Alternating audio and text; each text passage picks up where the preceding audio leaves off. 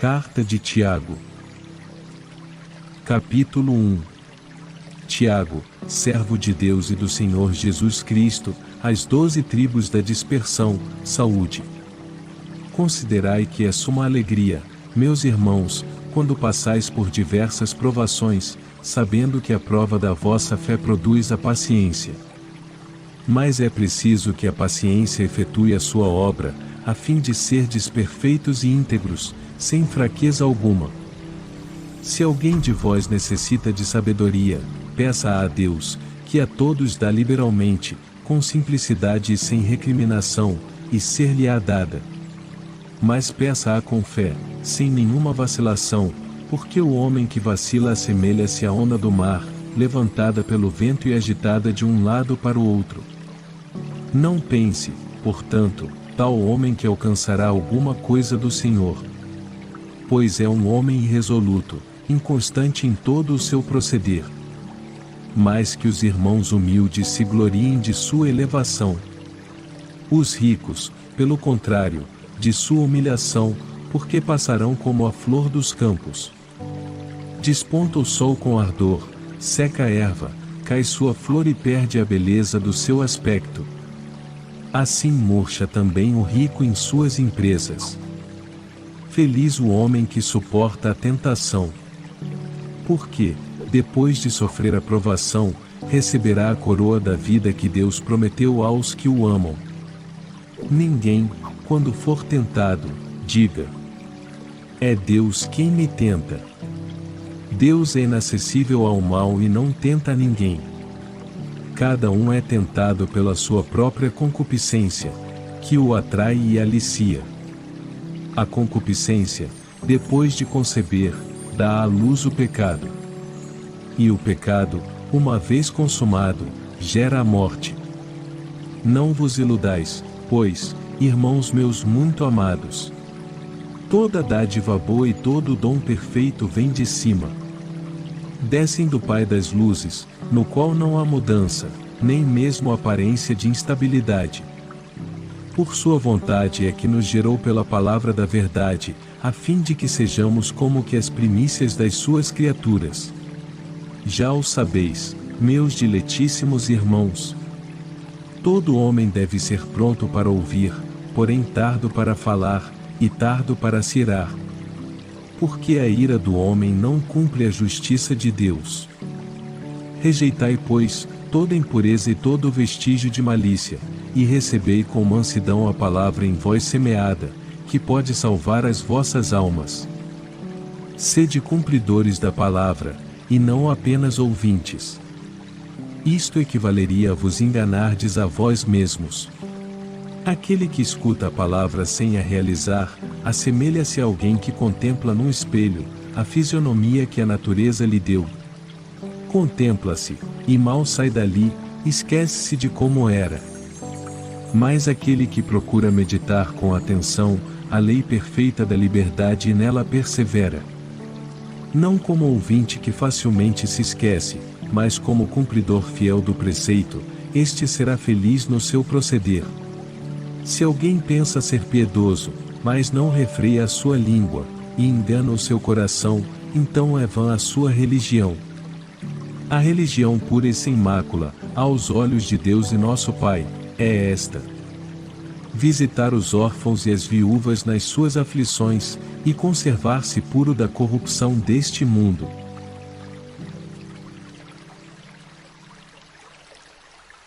Tiago, capítulo 2. Meus irmãos, na vossa fé em nosso glorioso Senhor Jesus Cristo, guardai-vos de toda consideração de pessoas. Suponde que entre na vossa reunião um homem com anel de ouro e ricos trajes, e entre também um pobre com trajes gastos.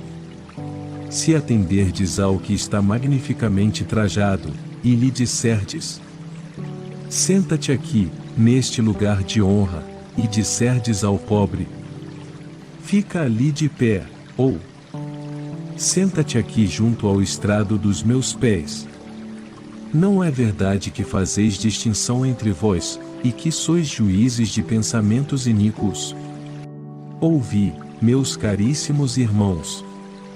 porventura não escolheu Deus os pobres deste mundo, para que fossem ricos na fé, e herdeiros do reino prometido por Deus aos que o amam? Mas vós desprezastes o pobre. Não são porventura os ricos os que vos oprimem, e vos arrastam aos tribunais? Não blasfemam eles o belo nome que trazeis? Se cumprirdes a lei régia da Escritura, amarás o teu próximo como a ti mesmo, sem dúvida fazeis bem. Mas se vos deixais levar por distinção de pessoas, cometeis uma falta e sereis condenados pela lei como transgressores.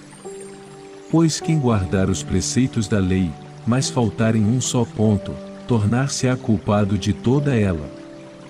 Porque aquele que disse: não cometerás adultério, disse também: não matarás. Se pois matares, embora não tenhas cometido adultério, tornaste transgressor da lei. Falai, pois, de tal modo, e de tal modo procedei, como se estivesseis para ser julgados pela lei da liberdade. Haverá juízo sem misericórdia para aquele que não usou de misericórdia. A misericórdia triunfa sobre o julgamento. De que aproveitará, irmãos, a alguém dizer que tem fé, se não tiver obras? Acaso esta fé poderá salvá-lo? Se a um irmão ou a uma irmã faltarem roupas e o alimento cotidiano, e algum de vós lhes disser: ide em paz, aquecei-vos e fartai-vos, mas não lhes der o necessário para o corpo, de que lhes aproveitará? Assim também a fé, se não tiver obras, é morta em si mesma. Mas alguém dirá: tu tens fé, e eu tenho obras. Mostra-me a tua fé sem obras, e eu te mostrarei a minha fé, pelas minhas obras. Creis que há um só Deus? Fazes bem. Também os demônios creem e tremem. Queres ver, ó homem vão, como a fé sem obras é estéril? Abraão, nosso pai, não foi justificado pelas obras, oferecendo o seu filho Isaque sobre o altar? Vês como a fé cooperava com as suas obras, e era completada por elas. Assim se cumpriu a Escritura, que diz: Abraão creu em Deus e isto lhe foi tido em conta de justiça, e foi chamado amigo de Deus. Vedes como o homem é justificado pelas obras, e não somente pela fé? Do mesmo modo Raabe, a meretriz, não foi ela justificada pelas obras, por ter recebido os mensageiros, e os ter feito sair por outro caminho? Assim como o corpo sem a alma é morto, assim também a fé sem obras é morta. Tiago, capítulo 3. Meus irmãos, não haja muitos entre vós a se arvorarem mestres, sabeis que seremos julgados mais severamente. Porque todos nós caímos em muitos pontos. Se alguém não cair por palavra, este é um homem perfeito, capaz de refrear todo o seu corpo. Quando pomos o freio na boca dos cavalos, para que nos obedeçam, governamos também todo o seu corpo. Vede também os navios. Por grandes que sejam e embora agitados por ventos impetuosos, são governados com um pequeno leme à vontade do piloto. Assim também a língua é um pequeno membro, mas pode gloriar-se de grandes coisas. Considerai como uma pequena chama pode incendiar uma grande floresta. Também a língua é um fogo, um mundo de iniquidade. A língua está entre os nossos membros e contamina todo o corpo, e sendo inflamada pelo inferno, incendeia o curso da nossa vida. Todas as espécies de feras selvagens, de aves, de répteis e de peixes do mar se domam, e têm sido domadas pela espécie humana. A língua, porém, nenhum homem a pode domar. É um mal irrequieto, cheia de veneno mortífero. Com ela bendizemos o Senhor, nosso Pai, e com ela amaldiçoamos os homens, feitos à semelhança de Deus. De uma mesma boca procede a bênção e a maldição.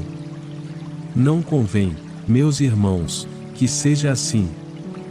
Porventura lança uma fonte por uma mesma bica, água doce e água amargosa? Acaso, meus irmãos, pode a figueira dar azeitonas ou a videira dar figos?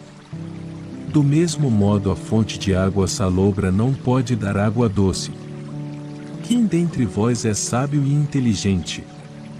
Mostre com um bom proceder as suas obras repassadas de doçura e de sabedoria.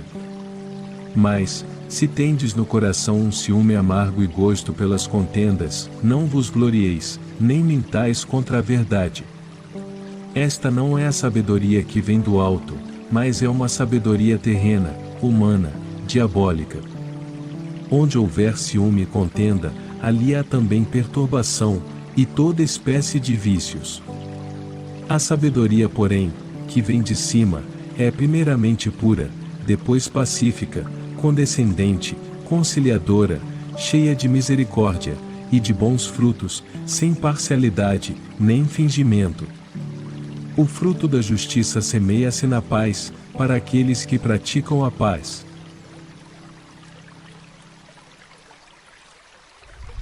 Tiago, capítulo 4. Donde vêm as lutas e as contendas entre vós? Não vêm elas de vossas paixões, que combatem em vossos membros? Cobiçais, e não recebeis. Sois invejosos e ciumentos, e não conseguis o que desejais. Litigais e fazeis guerra. Não obtendes, porque não pedis. Pedis e não recebeis, porque pedis mal, com o fim de satisfazerdes as vossas paixões. Adúlteros, não sabeis que o amor do mundo é abominado por Deus? Todo aquele que quer ser amigo do mundo constitui-se inimigo de Deus. Ou imaginais que em vão diz a Escritura: sois amados até o ciúme pelo Espírito que habita em vós? Deus, porém, dá uma graça ainda mais abundante. Por isso, ele diz: Deus resiste aos soberbos, mas dá sua graça aos humildes. Sede submissos a Deus. Resisti ao demônio, e ele fugirá para longe de vós. Aproximai-vos de Deus, e ele se aproximará de vós. Lavai as mãos, pecadores, e purificai os vossos corações, ó homens de dupla atitude. Reconhecei a vossa miséria, afligi-vos e chorai. Converta-se o vosso riso em pranto, e a vossa alegria em tristeza. Humilhai-vos na presença do Senhor, e ele vos exaltará. Meus irmãos, não faleis mal uns dos outros. Quem fala mal de seu irmão, ou o julga, fala mal da lei, e julga a lei. E se julgas a lei, já não és observador da lei, mas seu juiz. Não há mais que um legislador e um juiz. Aquele que pode salvar e perder. Mas quem és tu, que julgas o teu próximo? Agora dizeis: hoje ou amanhã iremos a tal cidade, ficaremos ali um ano, comerciaremos e tiraremos o nosso lucro. E entretanto, não sabeis o que acontecerá amanhã. Pois que é a vossa vida? Sois um vapor que aparece por um instante, e depois se desvanece. Em vez de dizerdes: se Deus quiser, viveremos e faremos esta ou aquela coisa. Mas agora vós vos jactais das vossas presunções. Toda jactância desse gênero é viciosa. Aquele que souber fazer o bem, e não o faz, peca.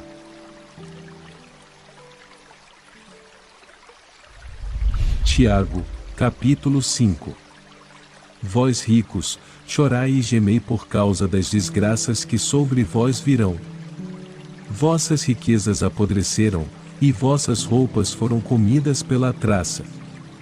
Vosso ouro e vossa prata enferrujaram-se, e a sua ferrugem dará testemunho contra vós, e devorará vossas carnes como fogo. Entesourastes nos últimos dias.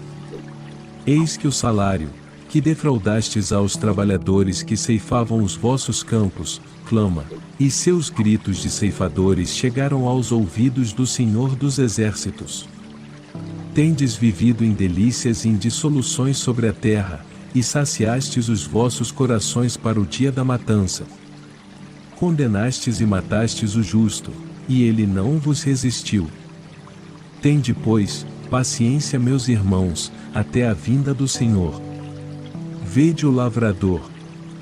Ele aguarda o precioso fruto da terra e tem paciência até receber a chuva do outono e a da primavera.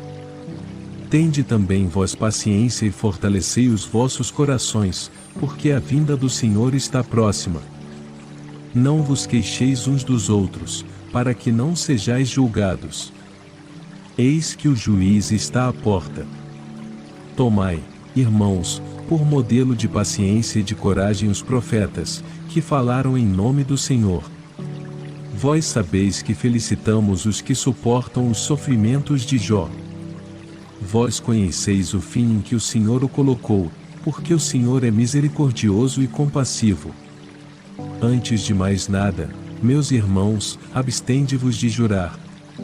Não jureis nem pelo céu, nem pela terra, nem empregueis qualquer outra fórmula de juramento. Que vosso sim, seja sim. Que vosso não, seja não. Assim não caireis ao golpe do julgamento. Alguém entre vós está triste? Reze. Está alegre? Cante. Está alguém enfermo? Chame os sacerdotes da igreja, e estes façam oração sobre ele, ungindo-o com óleo em nome do Senhor. A oração da fé salvará o enfermo e o Senhor o restabelecerá. Se ele cometeu pecados, ser-lhe-ão perdoados. Confessai os vossos pecados uns aos outros, e orai uns pelos outros para serdes curados. A oração do justo tem grande eficácia. Elias era um homem pobre como nós, e orou com fervor para que não chovesse sobre a terra, e por 3 anos e 6 meses não choveu. Orou de novo, e o céu deu chuva, e a terra deu o seu fruto. Meus irmãos, se alguém fizer voltar ao bom caminho, algum de vós que se afastou para longe da verdade, saiba. Aquele que fizer um pecador retroceder do seu erro, salvará sua alma da morte, e fará desaparecer uma multidão de pecados.